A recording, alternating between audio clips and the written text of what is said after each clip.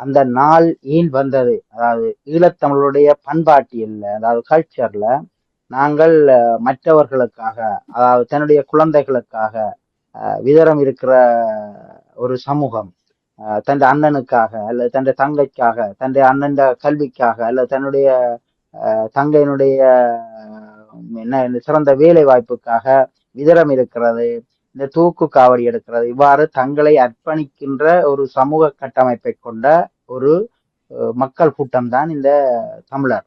ஆகவே நாங்கள், அதாவது அந்த ஒரு யுத்தம் நெருங்கிய காலத்தில் முதலாக இந்த யுத்தத்தை வெற்றி கொள்வதற்கும் தமிழ் மக்களுடைய பேரழிவை தடுப்பதற்கும் ஒருவர் தன்னைத்தானே அர்ப்பணித்த முதலாவது நாள் அந்த நாள்.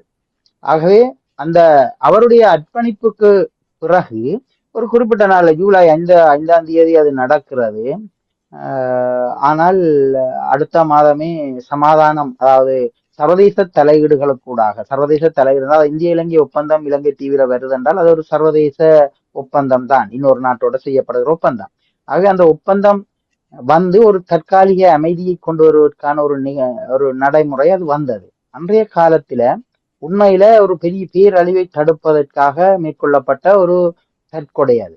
ஆகவே அந்த நாள்ல நாங்கள் இப்போது அந்த நாளை வெளியில இப்போது நினைவு கூறுவதற்கு ஐரோப்பிய நாடுகளிலும் சரி மேற்குலகிலும் சரி எல்லாரும் பயப்படினோம் அந்த நாளை சொல்லுவார். ஆனால் நாங்கள் அந்த நாளை அவர் என்னத்துக்காக அந்த உயிரை அர்ப்பணித்தார்னா இந்த மக்களை பாதுகாப்பதற்காக, அதாவது தமிழ் மக்களுடைய உயிர்களை பாதுகாப்பதற்காக ஒரு மனிதர் தன்னை அர்ப்பணித்திருக்கிறார். ஆகவே அந்த நாள்ல நாங்கள் அதை ஒரு சமாதானத்துக்கான நாளாக நாங்கள் எடுத்துக்கொண்டு அவருடைய அந்த தியாகத்தை நாங்கள் மேலும் மேன்மைப்படுத்துவது அதில் ஒரு முக்கிய நோக்கமாக இருக்கிறது. அதாவது அவர் தன்னுடைய உயிர்கொடையை கொடுத்து இந்த நாள்ல கொடுத்த பிரதிபலன் தான் குறிப்பிட்ட நாளைகளை ஒரு சமாதான உடன்படிக்கை வருது. அதுக்கு வேற பல காரணங்கள் இருந்திருக்கலாம், அதை நான் இல்லை என்று சொல்ல இல்லை. சர்வதேச, அதாவது இந்த பிராந்திய அரசியல்ல புவிசார் அரசியல்ல இருக்கிற நிலைப்பாடுகள் அதை உந்தி தள்ளின. இருந்தாலும் இது ஒரு முக்கிய பங்கை வகித்திருக்கிறது. அதாவது இலங்கை அரசையும் ஆச்சரியத்துக்குள்ளும் அதிர்ச்சிக்குள்ளும் உள்ளாக்கி இருக்கிறது, உலகம் தழுவிய ஒரு அதிர்ச்சியை அதை ஏற்படுத்தி இருக்கிறது என்பதை நாங்கள் புரிந்து கொள்ள வேண்டும். அதனால ஒரு சர்வதேச ஒப்பந்தம் உடனடியாக வந்தது. ஆகவே அப்படியான அந்த நாளை நாங்கள் எங்களுடைய சமாதானத்துக்கு நாளாக நாங்கள் எடுத்துக்கொள்வதன் ஊடாக அந்த தியாகத்தை நாங்கள் மேலும் போற்றுவதாகவும் அதை ஒரு பயனுள்ளதாக மாற்றுவதாகவும் இருக்கும் என்றுதான் நான் கருதுகிறேன். அப்படித்தான் நாங்கள் எங்களுடைய அமைப்பு கருதுகிறது.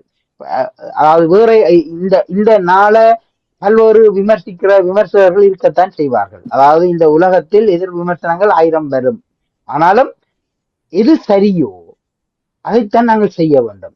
இப்போது சரி என்பது சரியாக இருப்பதில்லை, எது பொருத்தமானதோ அதுதான் சரியானது. ஆகவே இன்றைய காலத்துல எது பொருத்தமாக இருக்கிறது, இது எவ்வாறு பொருத்தப்பாடுடையதாக மாற்றுகிறோமோ அதுதான் சரியானதாக இருக்கிறது.